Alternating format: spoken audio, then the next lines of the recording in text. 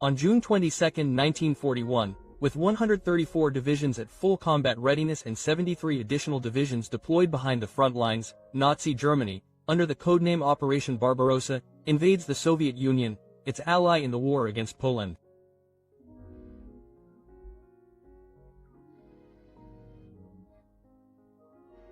Hitler sees the invasion as part of a plan to provide the German people with Lebensraum, or living space, and an opportunity to destroy the hated communism. The Soviet Union suffers catastrophic military losses, and millions of soldiers are taken prisoner by the Germans, where they are exposed to starvation, disease, and brutal treatment.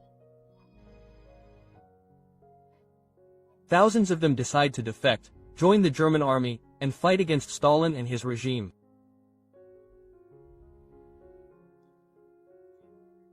One of the Soviets collaborating with Nazi Germany will become the leader of the newly established Lockett Republic and commander of the infamous Kaminsky Brigade, operating in Belarus and Poland. His men would rape, rob, and murder without restraint, leading to the deaths of tens of thousands of civilians. His name was Bronislaw Kaminsky. Bronislaw Władysławowicz Kaminsky was born on June 16, 1899, in the Vitebsk Governorate, then part of the Russian Empire. His father was a Pole of Belarusian descent, and his mother was German. Despite his diverse background, Kaminsky identified as Russian. He studied at the St. Petersburg Polytechnic Institute before joining the Red Army during the Russian Civil War, which lasted from November 1917 to October 1922. After demobilization, he returned to his studies and then worked as an engineer at a chemical plant.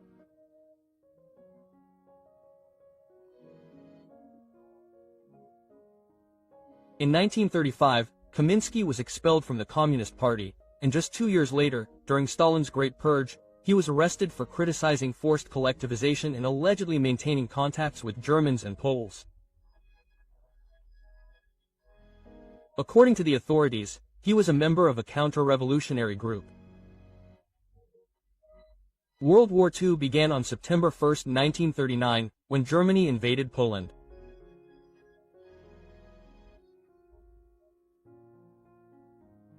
Poland found itself in a two-front war when it was attacked from the east by the Soviet Union on September 17. On September 28, Warsaw officially surrendered to Germany, and the following day, in accordance with a secret protocol of the Non-Aggression Pact, Germany and the Soviet Union partitioned Poland.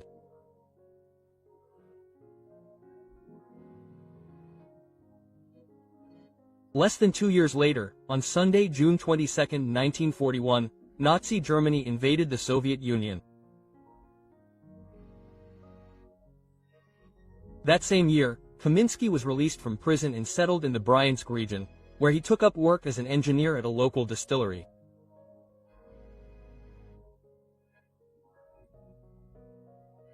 A few months after the invasion, German troops reached the town of Lockett near Bryansk, occupying it on October 6. As the German occupation spread, Kaminsky, along with his friend Konstantin Voskoboynik, a local teacher, approached the German military authorities with an offer of assistance in establishing a civilian administration and local militia.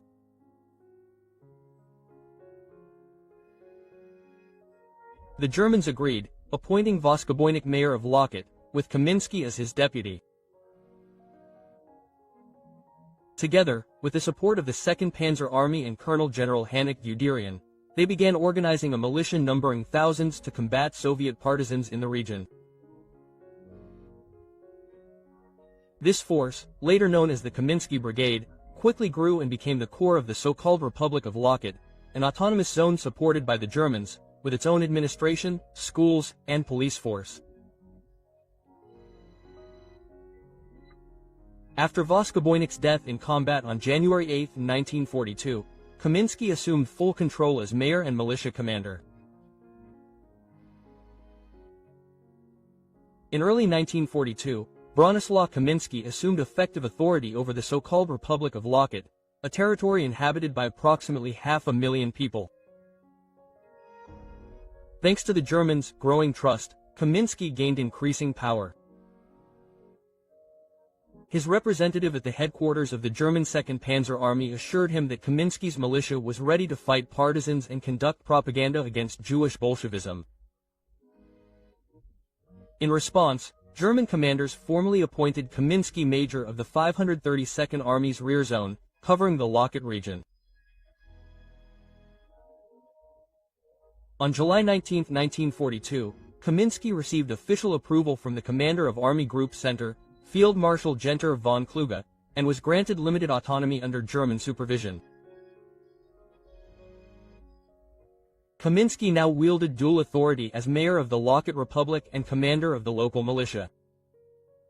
Under his rule, courts, prisons, a pro-government newspaper, and a ban on collectivization of agriculture were introduced in the region. Private enterprise was encouraged, a rarity in the Nazi-occupied territories of the Soviet Union. Militarily, Kamiński's forces grew rapidly. Initially numbering several thousand soldiers, by the end of 1942, the brigade had grown to 14 battalions, each numbering approximately 8,000 men.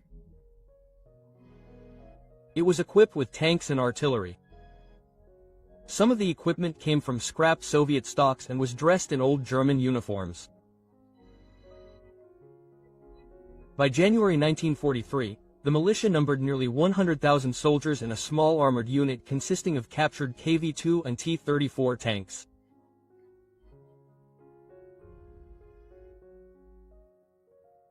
In 1943, Kamiński's militia participated in joint German operations, the official goal of which was to eradicate Soviet partisans, but these quickly degenerated into systematic, brutal repression. Kamiński's forces became renowned not only for fighting partisans but also for mass repression of civilians. Entire villages were burned and residents murdered under the pretext of suspected partisan activity. As the tide of war began to turn in the summer of 1943, Kamiński's militia faced increasing challenges. Soviet victories on the Eastern Front led to mass desertions. At the same time, partisan resistance groups launched a campaign to infiltrate Kamiński's forces and turn his men against him. Several assassination attempts were made on Kamiński, and although he survived each attempt, the atmosphere surrounding his leadership became increasingly tense and unstable. In response to these threats, Kamiński retaliated with horrific brutality, and suspected plotters were publicly hanged in front of his headquarters as a warning.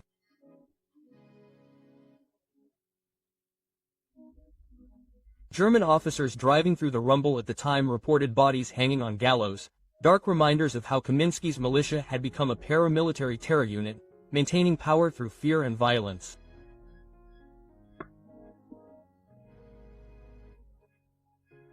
Concerned about the complete breakdown of control, the German command dispatched a liaison unit to the Kamiński headquarters to stabilize the situation and restructure the brigade. Unfortunately, it was too late. According to post-war Soviet estimates, approximately 10,000 civilians were murdered during the existence of Kamiński's formation in Lockett. These atrocities included mass executions, reprisal killings, and the destruction of entire villages. All of this was carried out under Kamiński's command in the name of order, loyalty, and cooperation. As Soviet counterattacks intensified in the summer of 1943, Kamiński's brigade was forced to withdraw from the Lockett region. In July 1943, Kamiński ordered the evacuation of the brigade members, their families, and administrative staff. By the end of August, the Germans had displaced up to 30,000 people to the Lapel district in the Vitebsk Oblast in Belarus. This new territory, given to Kamiński as his personal domain, was plagued by active partisan groups. From the outset, his brigade waged brutal anti-partisan warfare, conducting operations with ruthless efficiency. Despite initial successes, morale and discipline within the brigade quickly began to deteriorate. Desertions increased, and the entire unit seemed on the verge of collapse. When the commander of the 2nd Regiment, Major Tarasov, attempted to defect with his entire unit to the Soviet partisans, Kaminsky personally flew to his headquarters. According to one account, Kaminsky strangled Tarasov and 8 other soldiers in front of his comrades. Nevertheless, within 48 hours, some 200 soldiers deserted, and by October 1943, the brigade had lost 2/3 of its personnel. In response, Kaminsky recruited replacements from the Belarusian police forces, Soviet prisoners of war, and even released criminals. These reinforcements, along with captured tanks and uniforms supplied by the Germans, helped rebuild the brigade at its peak in the spring of 1943, numbering approximately 12,000 soldiers.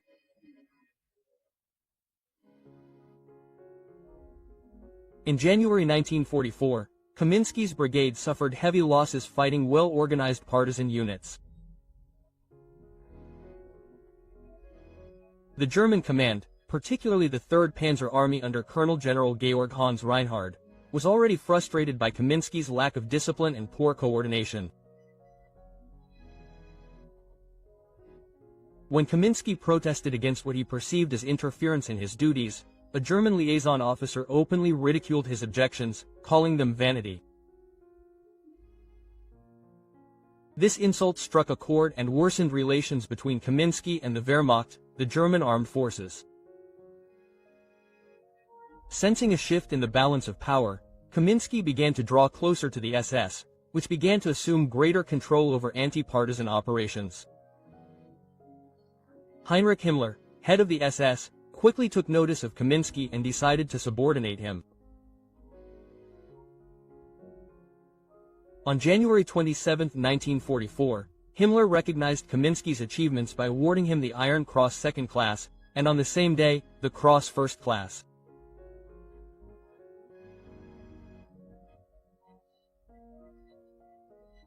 Before March, the brigade was renamed the Foch-Kaminsky Brigade, and in April, it was subordinated to the SS Camp Group von Gottberg, which included the notorious D. Levenger unit, a group of German convicts, some of whom were murderers and rapists, released to serve Hitler.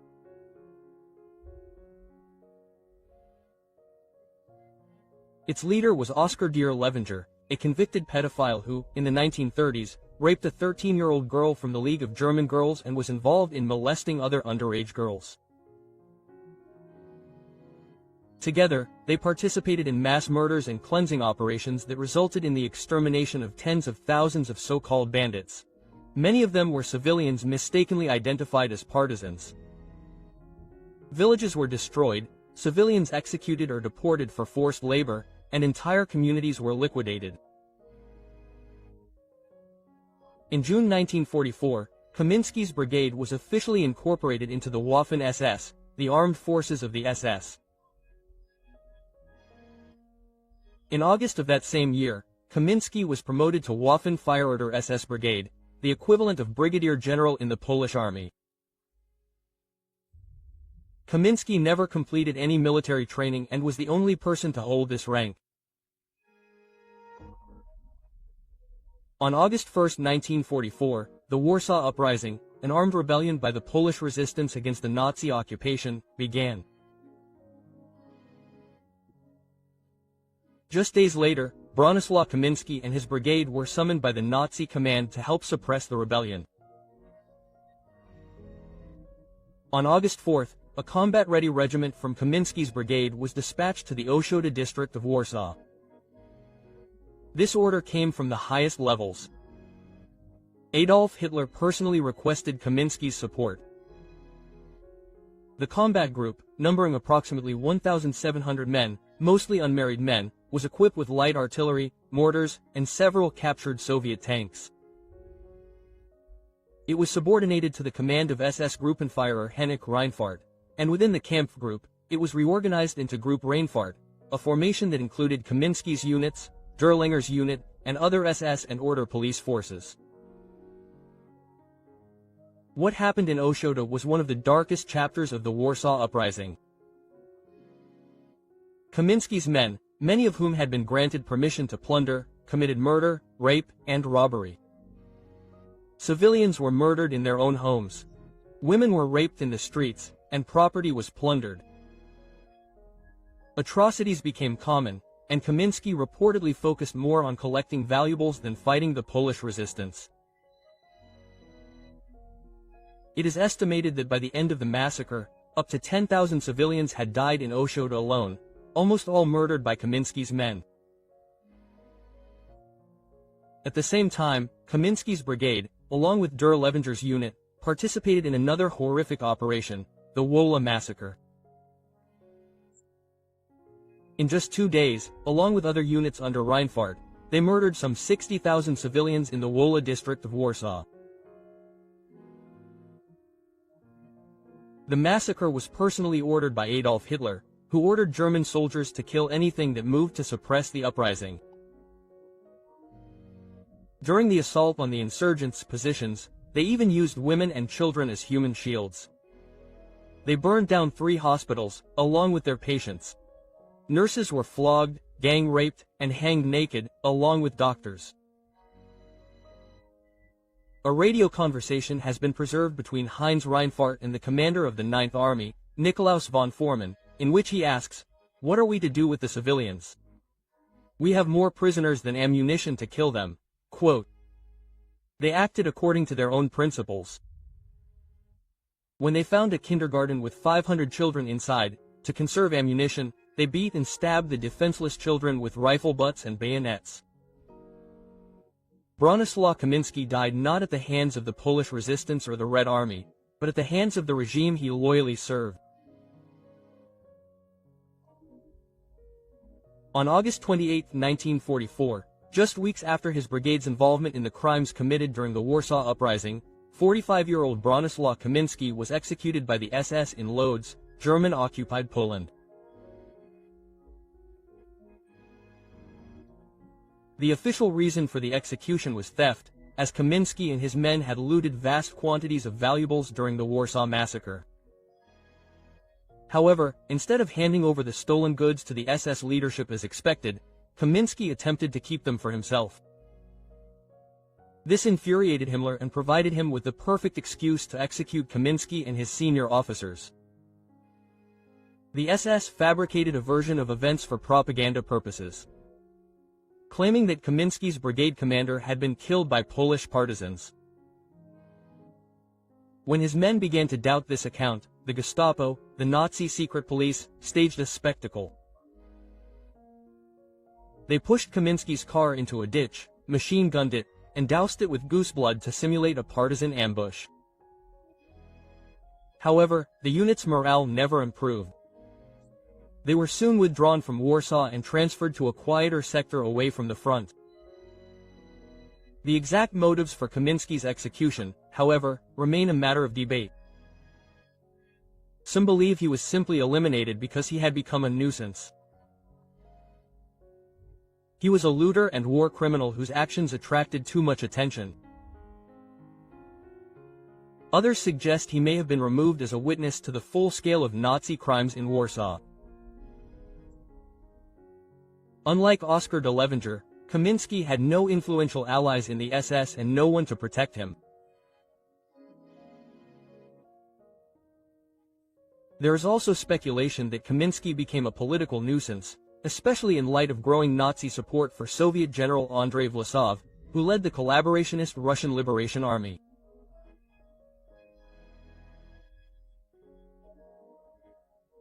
Kaminsky's brutal reputation and undisciplined troops stood in sharp contrast to Vlasov's efforts to portray his forces as a disciplined, pro-German alternative to Bolshevism. Vlasov reportedly dismissed most of Kaminsky's men, calling them mercenaries. Regardless of the true cause, Kaminsky's death marked the end of Kaminsky's brigade's expansion plans.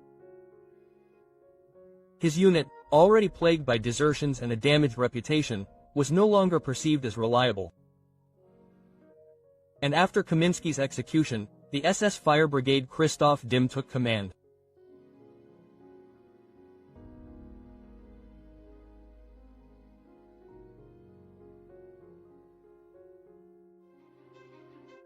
Thank you for watching the World History channel. Remember to like, subscribe, and click the bell so you don't miss our next episodes. Thank you, and see you next time on the channel.